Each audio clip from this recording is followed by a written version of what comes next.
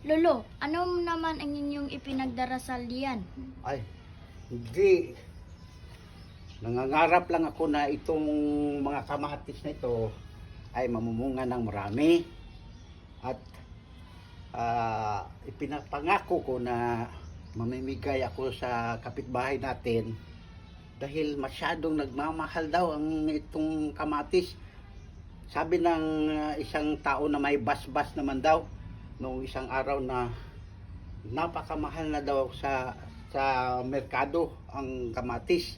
At kinukumpirma pa ito ng kanyang audience na nagsasabi ng opo, opo.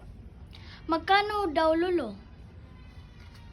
Ang isang kamatis daw ay 20 hanggang 30 pesos ang isa.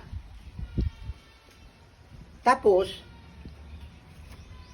pagka kinabukasan, kinumpirma ng dalawang vloggers kung magkano talaga.